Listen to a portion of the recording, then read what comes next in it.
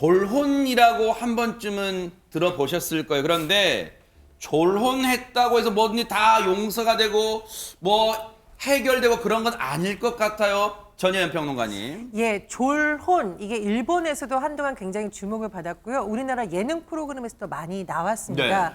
고령화 시대 20대 때 결혼해서 만약 80세까지 있다 그러면 60년을 같이 사는 거잖아요. 네. 이런 상황에서 이제 졸혼이 어떤 방법이냐에 대한 관심이 쏠렸고요. 오늘 올라온 사연도 보면 네. 이 50대 중년 부부인데 이제 결혼 20년을 넘어섰습니다.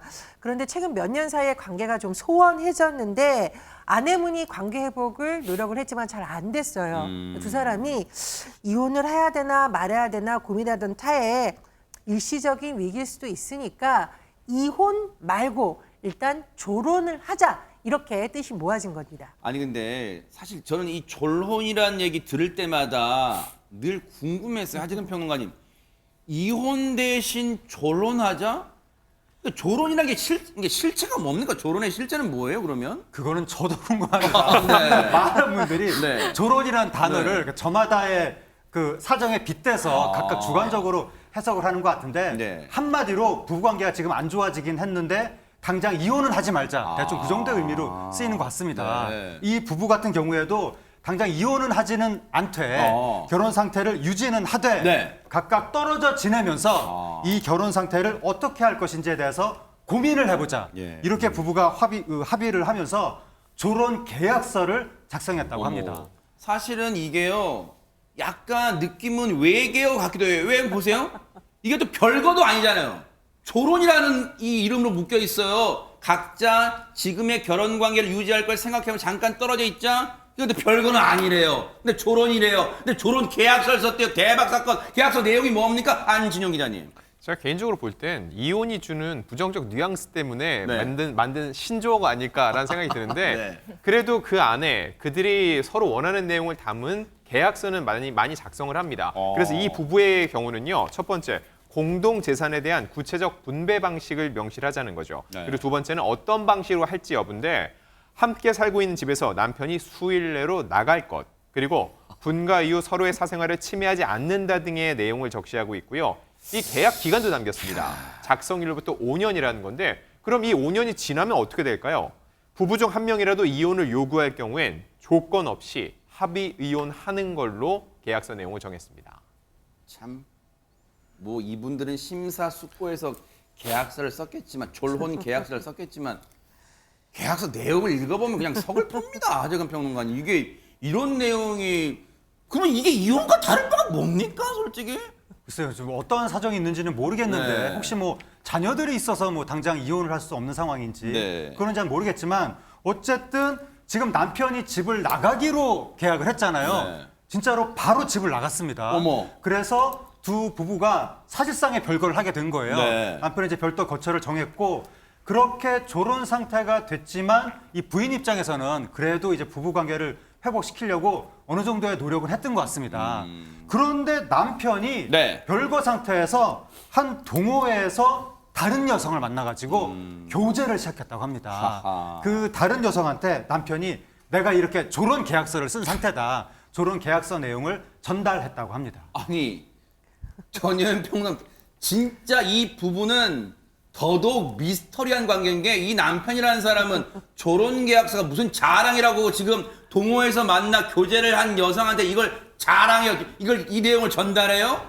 그러니까 이게 졸혼의 의미가 제각각 해석됐다라는 하재근 평론가님의 말을 좀 들어볼 필요가 있습니다. 이 남자분의 입장에서는 다른 여성을 만나서 점점 관계가 깊어지니까 아내한테 이혼을 이제 요구를 한 겁니다. 그러니까 이 남자분은 졸혼이라는 것은 졸업처럼 우리 혼인관계 끝난 거야라고 일방적으로 생각을 한 거죠. 그래서 더군다나 이 좀 남편과 만나고 있던 여성이 이 아내분하고 통화를 하는데 뭐라 그랬냐면은 당신 남편 이제 내 신랑이다. 그러니까 이혼 여부에 동의해달라. 이렇게 요구를 했다는 겁니다. 앞서 졸혼 계약서에 담긴 내용에 여러분의 기억을 좀 상기시켜 드리려면 두 번째 중에 졸혼을 어떤 방식으로 할지의 두 번째 2-2에 있어요. 뭐냐면 분가 이후 서로의 사생활을 침해하지 않는다. 아니 그러면 전혜연 평론가님, 사생활을 침해하지 않기로 했으니까 졸혼 이후에 지금 따로 떨어져 살면서 동호회 가서 다른 여자 만나 지금 사귄다는 거예요?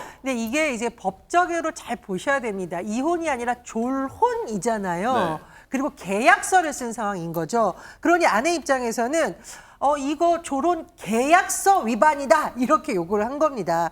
그리고 이 남편과 만나고 있는 여성을 상대로는 남편과 부정행위를 저질렀다라고 하면서 네. 상간녀에 대한 손해배상 소송을 제기했습니다. 아니 그러면 남편과 상간녀 측은 그러니까 그 동호회에서 남편이 만났다는 여성 측은 일단 그 졸혼 계약서를 이렇게 막 흔들면서 지금 주장을 하겠네요. 안진용 기자님. 물론입니다. 아까 말씀하셨던 바로 그 2항의 두 번째 항목입니다. 2-2번 네, 좋아. 2-2번. 진짜. 다시 말씀드릴게요. 분가 이후 서로의 사생활을 침해하지 않는다는 등의 내용을 적시했다는 건데 이를 기반으로 해서 부정행위에 따른 배상 책임이 생기지 않는다는 것이 이 상간녀와 바람을 핀 남편의 주장이었습니다. 아니 근데 이 법원 판단을 들어보기 전에요. 백성문 변호사님 혹시 왕왕 이 졸혼 계약서를 들고 상담하러 오신 분이 있으세요? 조론 계약서를 들고 온다기보다 조론하려면 어떻게 하는 게 좋냐.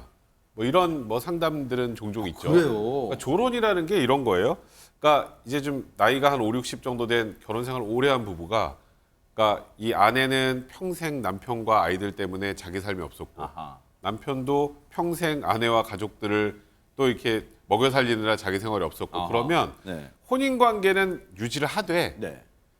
이제 진짜 자기 삶을 좀 살아보자 당분간 아. 이런 의미가 좀 많더라고요. 아하. 그러니까 이게 제가 지금 말씀드린 거에 답이 있는 게 이혼이 아니에요. 그러니까 잠깐 자기 생활을 좀 해보자. 그리고 그러면서 서로 간에 얼마나 소중한지도 한번 생각을 해보자. 약간 이런 취지예요. 좀 애매하죠. 그러니까요. 이게 머리가 이해가 될 듯 하면서도 안 되고 막 지금 왜 그래요? 저도 말하면서 이게 네. 감정적으로 잘 이해가 안 되는데 네. 이제 그래서 보통 조론 계약이라는 걸 하는 분들은 제일 많은 게 이제 그러면 각자 자기 생활하는데 돈이 있어야 자기 생활하잖아요. 그러니까요. 그럼 이걸 재산을 어떻게 나눠서 일단 각자 생활할 때 쓸 것인지 그리고 이혼을 하면 하나 단절되는 게 있습니다. 상속이 단절되잖아요. 둘 중에 한 명이 사망할 때 어떻게 할지 뭐 이런 것들 그런 것들을 좀 기본적으로 담고 아까 계약서라는 건 좀 이런 말씀드리면 뭐냐면 쓰고 싶은 거 다 아무거나 써도 돼요. 둘 사이 약속이니까. 근데 다만 네. 이 약속 중에서도 이런 경우 있죠. 법적으로 이 약속도 이걸 꼭 이행하라고 하는 건 좀 너무 심한데 옛날에 뭐 생각해 보면 나는 내가 뭐 예를 들어서 나는 두 명의 여자, 세 명의 여자가 결혼해도 전혀 터치하지 않는다. 이런 거는 계약을 하는 걸 오케이 해주면 사회가 안 돌아가잖아요. 아, 그렇죠. 그러니까 사회가 용인해 줄 수 있는 한도에는 아무거나 쓰셔도 됩니다. 근데 이게 과연 조금 전에 있었던 상황이 용인이 되는 상황인지가 법적으로 문제가 되는 거죠. 그러면은 이게 나중에라도요. 지금 이 남편과 그 남편이 동호회에서 만났다는 그 여성은 당시에 졸혼 계약서를 들고 자신들은 잘못이 없다고 외치고 있는 것 같은데 백성문 변호사님 이게 혹시 네. 재판까지 간다면 이 졸혼 계약서가 법적 효력을 가질 수 있어요? 그러니까 계약서라는 건 일단 어느 정도 효력은 있지만 계약 내용이 모두 효력이 있는 건 아닙니다. 그래요. 그러니까 조론 계약서에 써 있어서 둘 사이 약속을 했으니까 어느 정도 구속력은 있지만 그렇다고 모든 내용의 계약이 전부 다 아까 말씀드렸던 것처럼 유효하진 않거든요. 그래서 결국 요 사안은 지금 이 조론 계약서 내용이 과연 사회적으로 받아들여질 용인될 수 있는 것인지 없는 것인지에 따라서 이 남편과 아내 측의 아하. 이 결론이 달라지게 되는 겁니다. 결국 이 사연 속의 주인공들이 법원의 판단을 받는 지경까지 이른 것 같은데 중요한 게 양지민 변호사님 법원은 어떻게 바라봤을까요?